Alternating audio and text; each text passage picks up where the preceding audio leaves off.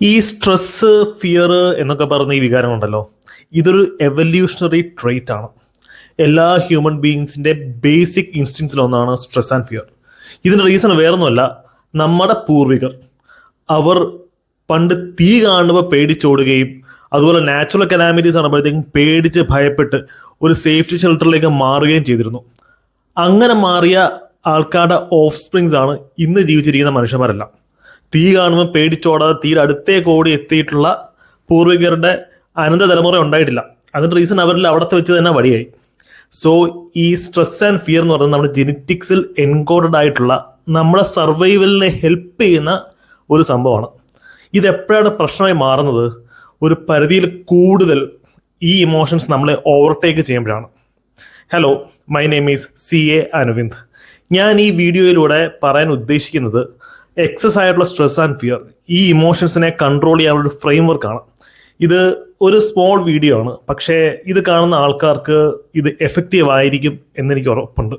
Usually നമ്മൾ stressed out ആയാൽ നമ്മൾ രണ്ട് കാര്യങ്ങളാണ് ചെയ്യാറുള്ളത്. ഒന്ന്, നമ്മൾ പാനിക്കാവും. പാനിക്കായി നമ്മൾ എന്തെങ്കിലുമൊക്കെ കാട്ടിക്കൂട്ടും. ഉദാഹരണം, നമ്മൾ കാറിൽ പോകുന്ന ഒരു ആക്സിഡന്റ് പറ്റുമ്പോഴത്തേക്കും ആൾക്കാർ ചുറ്റും കൂടുന്നു. അപ്പം നമ്മൾ പാനിക്കായിട്ട് നമ്മൾ ഒരുപാട് എന്തെങ്കിലും കാട്ടിക്കൂട്ടും, നമ്മൾ എന്തെങ്കിലും അബദ്ധങ്ങൾ പറയും, എന്തെങ്കിലും അബദ്ധങ്ങൾ ചെയ്യും. രണ്ടാമത്തെ വേറൊരു ആൾക്കാരുണ്ട്, ഇപ്പം ഒരു എക്സാം റിസൾട്ടിനെ പറ്റി ആലോചിക്കുമ്പോഴത്തേക്കും, അല്ലെങ്കിൽ എന്താ പറയുന്നത്, ജോബിനെ പറ്റി, ഒരു ഇൻ്റർവ്യൂവിനെ പറ്റി ആലോചിക്കുമ്പോഴത്തേക്കും അത് ഓവർ തിങ്ക് ചെയ്ത് അവരുടെ മനസ്സിൽ അനാവശ്യമായിട്ടുള്ള കുറേ കഥകളും ഇമാജിനേഷൻസും ഒക്കെ കൊണ്ടുവന്ന് ആ സിറ്റുവേഷനെ എക്സ്ട്രാ സ്ട്രെസ്ഫുൾ ആകും. യൂഷ്വലി ഈ രണ്ട് ടിപ്പിക്കൽ റെസ്പോൺസസ് ആണ് ഏതൊരാൾക്കും ഉണ്ടാകുന്നത്. പക്ഷേ ഇത് രണ്ടും അല്ലാതെ മൂന്നാമതൊരു ഓപ്ഷൻ ഉണ്ട്. അത് വളരെ കുറച്ച് ആൾക്കാർ മാത്രമേ യൂസ് ചെയ്യാറുള്ളൂ. വേൾഡ് ഫേമസ് ബിസിനസ് മാഗ്നറ്റ്സ്, ഭയങ്കര സക്സസ്ഫുൾ ആയിട്ടുള്ള ആൾക്കാർ, ഫേമസ് ആക്ടേഴ്സ്, ഇവരൊക്കെ ഈ ഒരു തേർഡ് ഓപ്ഷനാണ് മോസ്റ്റ്ലി റിസോർട്ട് ചെയ്യുന്നത്. ഈ തേർഡ് ഓപ്ഷൻ നിങ്ങളുടെ ഫിയറിനെയും സ്ട്രെസ്സിനെയും കൺട്രോൾ ചെയ്യാൻ സഹായിക്കും. ആ ഓപ്ഷൻ എന്താണെന്ന് ഞാൻ പറഞ്ഞുതരാം. It's simple. നിങ്ങൾ ഒബ്സർവ് ചെയ്യുക. നിങ്ങളുടെ ഫിയറിനെ നിങ്ങൾ ഒബ്സർവ് ചെയ്യുക. നിങ്ങളുടെ ഫിയറിനെ ഒബ്സർവ് ചെയ്യുമ്പം that fear will give you direction. Unobserved ആയിട്ട് നമ്മൾ വിടുന്ന ഫിയർ ആണ് സ്ട്രെസ്സായിട്ട് മാനിഫെസ്റ്റ് ആവുന്നത്, അല്ലെങ്കിൽ സ്ട്രെസ്സായിട്ട് കൺവേർട്ട് ആവുന്നത്. നമ്മൾ എപ്പോഴും നമ്മൾ നേരിടുന്ന ഒരു സിറ്റുവേഷനെ, ഒരു കണ്ടിജൻസിയെ പ്രോപ്പർലി, ഇംപാർഷ്യലി, അധികം ഇമോഷൻസ് ഇൻവോൾവ് ആവാത്ത രീതിയിൽ ഒബ്സർവ് ചെയ്യണം.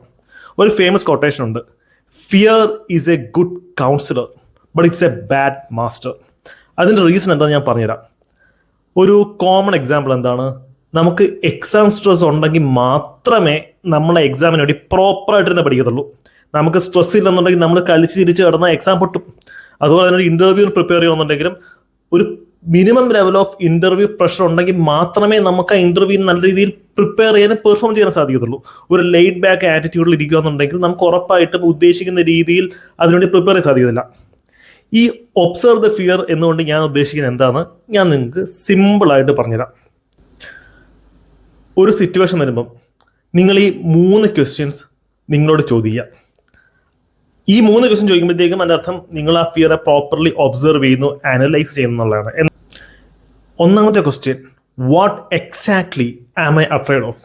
ഞാൻ എന്തിനെയാണ് ഈ കിടന്ന് പേടിക്കുന്നത്? ഒരു എക്സാം എഴുതാൻ പോകുമ്പോൾ നമ്മളെ ആക്ച്വലി പേടിക്കുന്നത് എന്താണ്? നമ്മൾ ഇവിടുന്ന് വണ്ടി വിളിച്ച് എക്സാം ഹാളിൽ പോയി എക്സാം എഴുതി തിരിച്ച് വരുന്ന സിനറിയാണോ, അതോ എക്സാമിൻ്റെ റിസൾട്ടിനെയാണോ? Most of the cases exam റിസൾട്ടിനായിരിക്കും നമ്മൾ പേടിക്കുന്നത്. നമ്മളൊരു പബ്ലിക് സ്പീക്കിംഗ് ഇവൻറ്റിന് പോകുന്നു. അപ്പം നമ്മുടെ മെയിൻ പേടി എന്താണ്? നമുക്ക് അറിയാവുന്ന സബ്ജക്ട്, സയൻസ്, ആർട്സ്, കൾച്ചർ, എന്ത് തന്നെ ആയിക്കോട്ടെ, നമ്മളെ സബ്ജക്റ്റിനെ പറ്റി കോൺഫിഡൻ്റ് ആയിട്ട് നമുക്ക് സംസാരിക്കാൻ പറ്റുമോ ഇല്ല എന്നുള്ള ആയിരിക്കില്ല നമ്മുടെ അവിടുത്തെ ഫിയർ. നമ്മുടെ അവിടുത്തെ ഒരേ ഒരു ഫിയർ ആൾക്കാർ നമ്മളെ ജഡ്ജ് ചെയ്യുമോ, ആൾക്കാർ നമ്മളെ കളിയാക്കുമോ എന്നുള്ളത് മാത്രമാണ്. സോ നമ്മൾ എന്തിനെയാണ് ഭയക്കുന്നതെന്ന ക്വസ്റ്റ്യൻ നമ്മുടെ അടുത്ത് ചോദിക്കുമ്പോഴത്തേക്കും നമുക്ക് ആ ഫിയറിൻ്റെ റൂട്ട് കോസിലേക്ക് എത്താൻ സാധിക്കും. ആ റൂട്ട് കോസിലേക്ക് എത്തുമ്പോഴത്തേക്കും from that point onwards everything will get easy. നിങ്ങൾക്ക് വളരെ ഈസി ആയിട്ട് ആ സ്ട്രെസ്സിനെ മാനേജ് ചെയ്യാൻ പറ്റും ഈ ഒരു ഫസ്റ്റ് ക്വസ്റ്റ്യൻ ചോദിക്കുമ്പോൾ. ഇപ്പം നിങ്ങൾ ആൾക്കാർ ജഡ്ജ്മെൻറ്റാണ് ഫിയർ ചെയ്യുന്നത്. നിങ്ങൾ പബ്ലിക് സ്പീക്കിങ്ങിന് പോകുമ്പോഴത്തേക്കും നിങ്ങൾക്ക് എടുക്കാൻ പറ്റിയ സ്ട്രാറ്റജി ഉണ്ട്, ഡോണ്ട് കെയർ ആറ്റിറ്റ്യൂഡ്. കാര്യം നിങ്ങളെ ഈ ജഡ്ജ് ചെയ്യുന്ന ആൾക്കാർ ഒരു 10 മിനിറ്റ് കഴിയുമ്പോഴത്തേക്കും മറന്നു പോകും. നിങ്ങളിപ്പോൾ ഒരു എക്സാം എഴുതി എക്സാം പൊട്ടുവാണെങ്കിൽ നിങ്ങൾക്ക് അടുത്ത തവണ കൂടുതൽ പ്രിപ്പയർ ചെയ്ത് ആ എക്സാമിന് വേണ്ടി പിന്നെ പഠിച്ചെഴുതാം. It's not like end of the world.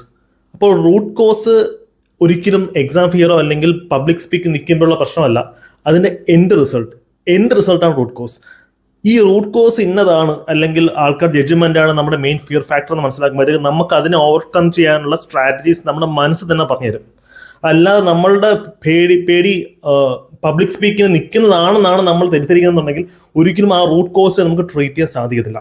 Second question, നമ്മുടെ ഫിയർ റിയൽ ആണോ അതോ ഇമാജിനറി ആണോ? ഞാൻ കുറച്ച് മുന്നേ പറഞ്ഞ പബ്ലിക് സ്പീക്കിന്റെ എക്സാമ്പിൾ തന്നെ എടുക്കാം, അല്ലെങ്കിൽ നമ്മളൊരു ഇന്റർവ്യൂവിന് പോകുമ്പോഴുള്ള എക്സാമ്പിൾ എടുക്കാം. സപ്പോസ് നിങ്ങളൊരു ബിസിനസ് സ്റ്റാർട്ട് ചെയ്യുക, അല്ലെങ്കിൽ ഇന്റർവ്യൂവിന് പോകുന്ന എക്സാമ്പിൾ നമുക്ക് ഈസിയായിട്ട് എടുക്കാം.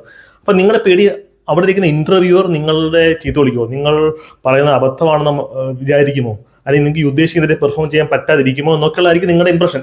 പക്ഷെ അത് പകുതി ഇമാജിനറി ആണ്. നിങ്ങൾ ലൈഫിൽ ഇന്നേ വരെ കണ്ടിട്ടില്ലാത്തൊരു വ്യക്തിയുമായിട്ട് നിങ്ങൾ സംസാരിക്കാൻ പോകുന്നു. ഒരു പക്ഷേ നിങ്ങൾ ഇന്റർവ്യൂ കിട്ടുവാണെങ്കിൽ പിന്നെ ആ വ്യക്തിയുമായിട്ട് ഭാവി കാണേണ്ടി വരുമായിരിക്കും. ഇന്റർവ്യൂ കിട്ടിയില്ലെങ്കിൽ നിങ്ങൾ ലൈഫ് ലോങ് ആ വ്യക്തിയെ പിന്നെ കാണില്ല. അപ്പോൾ നിങ്ങളുടെ മനസ്സിൽ ആ ഇന്റർവ്യൂവിനെ കുറിച്ചോ അല്ലെങ്കിൽ ആ ഒരു പെർട്ടിക്കുലർ സിറ്റുവേഷനെ കുറിച്ചുള്ള fear most of the time ഒരു പകുതി കൂടുതൽ ഇമാജിനറി ആയിരിക്കും, റിയൽ ആയിരിക്കില്ല. ഇപ്പോൾ ഒരു എക്സാം ആണെന്നുണ്ടെങ്കിൽ ഇപ്പോൾ നിങ്ങൾ ഉദ്ദേശിക്കുന്നതിനേക്കാൾ ഈസി ആയിരിക്കാം എക്സാം. അപ്പോൾ അത് കൂടുതൽ ടഫാണ് എന്നുള്ളൊരു ഫേക്ക് ഇംപ്രഷൻ അല്ലെങ്കിൽ ഒരു ഫേക്ക് ഇമേജ് നമ്മുടെ മനസ്സിലുണ്ടെന്നുണ്ടെങ്കിൽ അത് നമ്മുടെ സ്ട്രെസ്സിനെ കൂടുതൽ ഇൻഡ്യൂസ് ചെയ്യുകയുള്ളൂ. അപ്പം ഒരു സിറ്റുവേഷനെ നമ്മൾ ഇമ്പാർഷ്യലായിട്ട് ഒബ്സർവ് ചെയ്യുമ്പോഴത്തേക്ക് നമുക്ക് മനസ്സിലാവും ഈ ഒരു സിറ്റുവേഷനിൽ നമ്മുടെ ഫിയർ എത്രത്തോളം റിയൽ ആണ് അല്ലെങ്കിൽ എത്രത്തോളം വെറും ഇമാജിനറി അല്ലെങ്കിൽ വെറും ഫിക്ഷൻ ആണെന്നുള്ളത്. മൂന്നാമത്തെ ഏറ്റവും ഇമ്പോർട്ടൻ്റ് ആയിട്ടുള്ള question, what action can we take എന്നുള്ളതാണ്. ഇപ്പോൾ ഒരു എക്സാം ആണെന്നുണ്ടെങ്കിൽ ഈസിയാണ്, നിങ്ങൾക്ക് കൂടുതൽ പ്രിപ്പയർ ചെയ്യാം, നിങ്ങൾക്ക് മോക്ക് ടെസ്റ്റ് പ്രാക്ടീസ് ചെയ്യാം, അല്ലെങ്കിൽ എക്സാം നേരത്തെ പാസ് ചെയ്യാൻ ആൾക്കാരുടെ അഡ്വൈസ് ചോദിക്കാം. ഇന്റർവ്യൂ ആണെന്നുണ്ടെങ്കിൽ ഇന്റർവ്യൂ പ്രിപ്പറേഷൻ ടിപ്സ് ഇഷ്ടംപോലെ യൂട്യൂബിൽ അവൈലബിൾ ആണ്, നിങ്ങൾക്ക് മോക്ക് ഇന്റർവ്യൂ എടുക്കാം. ഇതുപോലെ ഫിയറിനെ മിറ്റിഗേറ്റ് ചെയ്യാനുള്ള ആക്ഷൻ പ്ലാൻ നിങ്ങൾക്ക് എന്തും എടുക്കാം. അതുപോലെ പ്രോപ്പർലി നമ്മളൊരു ആക്ഷൻ എടുക്കുമ്പോൾ, ഒരു കൺസ്ട്രക്റ്റീവ് ഒരു സ്ട്രക്ചേർഡ് ആക്ഷൻ എടുക്കുമ്പോഴത്തേക്കും സ്വാഭാവികമായിട്ട് നമ്മുടെ ഫിയർ അല്ലെങ്കിൽ സ്ട്രെസ് ലെവലിനെ അത് താഴോട്ട് കൊണ്ടുവരും. സോ നെക്സ്റ്റ് ടൈം ഒരു ഫിയർഫുൾ സിറ്റുവേഷൻ നിങ്ങൾ ഫേസ് ചെയ്യുമ്പോൾ നിങ്ങൾ ഈ ഒരു ഫ്രെയിംവർക്ക് അപ്ലൈ ചെയ്യാൻ ശ്രമിക്കുക. ഞാനിത് പറയുമ്പോൾ നിങ്ങൾക്ക് അവിടെ സിമ്പിളായിട്ട് തോന്നും, പക്ഷേ practice makes a man perfect എന്ന് പറയുന്നത് പോലെ ഈ ഒരു ഫ്രെയിംവർക്ക് നിങ്ങൾ കണ്ടിന്യൂസ്ലി പ്രാക്ടീസ് ചെയ്യുവാണെങ്കിൽ, 1-2 സിറ്റുവേഷനിൽ പ്രാക്ടീസ് ചെയ്ത് നിങ്ങൾക്ക് അത് എഫക്റ്റീവായിട്ട് യൂട്ടിലൈസ് ചെയ്യാൻ പറ്റുവാണെന്നുണ്ടെങ്കിൽ നിങ്ങൾക്ക് ലൈഫ് ലോങ് ഒരു കോൺഫിഡൻസ് ബൂസ്റ്റ് ആയിരിക്കും ഈ ഒരു ഫ്രെയിംവർക്ക്. നിങ്ങൾ എപ്പം ഒരു ഇഷ്യൂ വന്നാലും ഒരു കണ്ടിജൻസി വന്നാലും അത് നേരിടാനുള്ള ധൈര്യം ഈ ഒരു ഫ്രെയിംവർക്ക് നിങ്ങൾക്ക് തരും.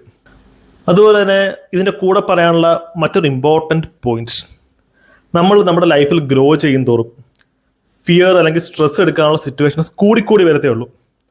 ഇപ്പം നിങ്ങൾ വിചാരിക്കുന്നുണ്ടായിരിക്കും ലൈഫിൽ സക്സസ്ഫുൾ ആയിട്ടുള്ള ആൾക്കാരെല്ലാം ഫിയർലെസ് ആണ് അല്ലെങ്കിൽ സ്ട്രെസ് ഫ്രീ ആണെന്നുള്ളത്. ആക്ച്വലി അത് ശരിയല്ല. അവരെന്താണ് ചെയ്യുന്നതെന്ന് വെച്ചാൽ they are good at managing their stress.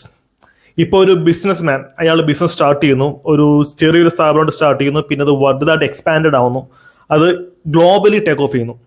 അപ്പോൾ ഓഫ് കോഴ്സ് ഒരു സ്മോൾ ബിസിനസ് ഓണറേക്കാൾ ഒരു ഗ്ലോബൽ ഒരു ഇന്റർനാഷണൽ ബിസിനസ് മാൻ ആയിരിക്കും ടെൻഷനും പ്രഷറും കൂടുതൽ. പക്ഷെ ഏറ്റവും കൂളായിട്ട് ജീവിക്കുന്നതും ആ ഇന്റർനാഷണൽ ബിസിനസ് മാൻ ആയിരിക്കും. കാര്യം എന്താണ്? അയാൾക്ക് സ്ട്രെസ് കുറവായതുകൊണ്ടല്ല, അയാളുടെ സ്ട്രെസ്സിനെ പ്രോപ്പർലി മാനേജ് ചെയ്യാൻ അയാൾ പഠിച്ചു.